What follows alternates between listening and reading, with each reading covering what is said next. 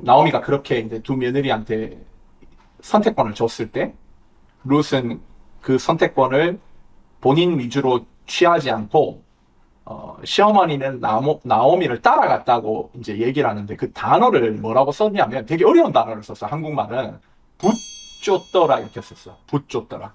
붙쫓더라. 붙쫓더라가 무슨 뜻이에요? 붓이 뭐, 붓이 그러니까 붙이다라고 할 때 아, 그 붙이다 할 때 붓을. 붙쫓더라 이렇게 붙이고. 붙쫓더라. 이거 붙잡고 쫓아가. 그러니까 이 단어는 우리 씁니까? 안 쓰잖아. 붙쫓더라는 거 써요? 처음 들어. 어떤 단어냐면 히브리어로 따바크라는 단어인데 이 따바크라는 단어는 완전히 붙을 때 쓰는 거야. 그냥 예를 들어서 이런 경우 쓴 거지. 창세기 2장 24절에 남자와 여자가 연합하여 한 몸을 이뤘다. 그 연합에 사용된 게 따바크예요. 그리고 욥기에서도 욥기 19장 20절에서 욥이 피부가 살이 뼈에 완전 붙었다. 이렇게 썼을 때 사용되는 것이 따바크야. 그러니까 두 물체가 완전히 결합되어서 떨어지지 않는 상태. 떼어질 수 있게. 이게 따바크예요. 이 말은 뭐냐면 나오미가 귀환 결정을 하고 베들레헴으로 돌아갈 때 룻도 자신도 따라가겠다고 하는 결의가 얼마나 강하고 대단했는지를 보여주는 거지.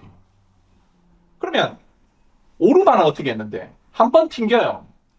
그런데 거절을 해. 그 말은 뭐냐면 나는 시어머니의 공고에 따라서 새로운 남자를 만나서 새 출발하겠다. 그러니까 새로운 남자와 따박하는 걸 선택한 거야. 그 오르바는. 네. 그런데 룻은 결혼을 통해서 새 출발하는 따바크를 버린 거야. 무슨 말인지 이해되세요? 네네. 그러니까 아무 희망과 소망이 없어. 나오미를 따라간다는 건. 나오미한테 따박한다는 건. 그렇잖아요. 우리도 뭐 사실은 어떤 두 개의 선택이 있을 때 어느 것이 나한테 이롭고 유익하느냐를 따라서 따바크를 선택하잖아. 근데 룻은 세상적인 기준으로 봤을 때는 굉장히 멍청한 선택을 한 거지. 아무런 희망과 이득과 득이 되지 않는 길을 선택했다는 거야. 그래서 나오미가 룻의 결단을 보고 다시 얘기합니다. 너 새로운 남자를 만나서 따박하는 길을 가라. 그때 룻이 뭐라고 얘기하냐면 이렇게 얘기해. 어머니의 백성이 나의 백성이 되고 어머니의 하나님이 나의 하나님이 될 거라. 그러니까 여기에서 룻의 이 결정의 어떤 그 근간인 문제를 보여주는 거지.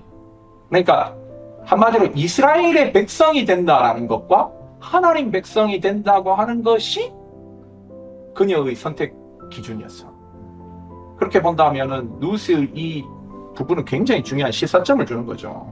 그러니까 룻은 가부장적인 사회에서 남자와 따바크 해야지만 살아갈 수 있는 일반적이고 세상적이고 상식적인 삶의 방식을 버리고 하나님께서 축복하시는 길, 그런 어떤 길을 선택했다는 거야. 시어머니 나오미아에. 그래서 구약학자 가운데 필리스트리블이라는 사람이 있는데 이 구약에서 어떤 하나님과 연합하겠다라고 하는 결정 가운데 룻과 이 룻의 결정과 비견할 수 있는 건 딱 한 사람밖에 없대.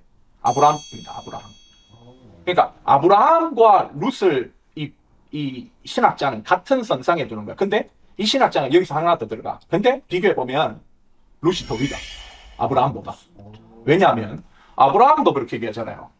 하나님이 이 사명을 주잖아. 너는 본토 친척 아비 집을 떠나서 내가 내게 지시할 땅으로 살아. 그러니까 한마디로 그가 살았던 그 메소포타미아 문명, 갈대아 우르라와 따박하는 삶을 버리고 미지의 세계, 가나안 한 번도 간 적이 없어.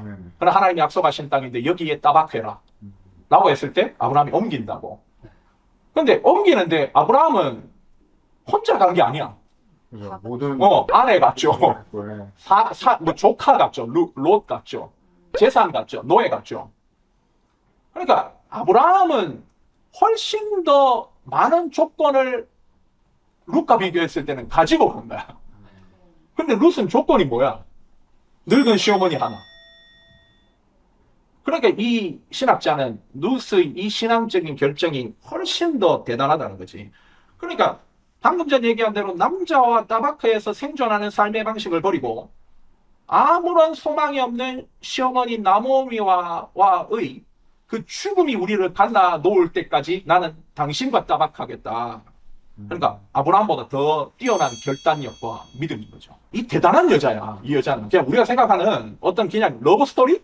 뭐 남자 잘 만나가지고 새롭게 시작해가지고 복받은 여자의 개념이 아니야.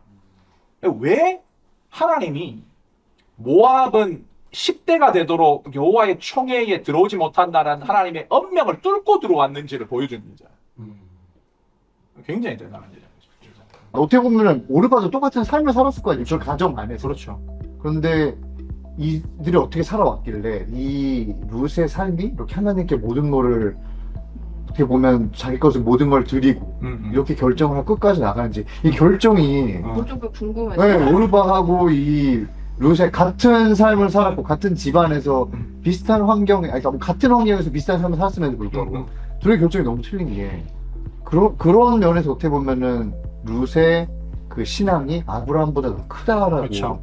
설명이 되는 게 그렇죠. 왜냐하면 또 그런 어떤 모티브가 있어요. 뭐냐면 이 1장 7절에 보면 그 선택의 그 순간에 있었던 위치가 어딘지를 설명해. 그 뭐라 그러냐면 길이 나와 길. 성경에 길이라는 모티브가 많이 나오잖아요. 네. 길이라는 모티브가 사실은 일반적으로는 도로, 뭐 통로 이런 걸 얘기하지만 이 단어가 비유적으로 진짜 많이 사용되는 거예요. 네. 우리가 마가복음 우리 뭐 공동체에서는 하지만 마가복음에서도 주의 길이라고 하는 길 모티브가 나오거든. 그러니까 그 길이 성경에서 어떤 식으로 많이 사용되냐면 선한 삶과 악한 삶을 비교할 때 선한 길, 악한 길, 길이라는 모티브가 나오고 하나님과 인간의 길이 다르다고 할 때 이분법적으로 얘기할 때도 길이라는 모티브가 사용돼요. 그러니까 지금 여기 나오미가 두 며느리와 대화하는 것이 그 길에서 멈춰서 얘기했다는 거야.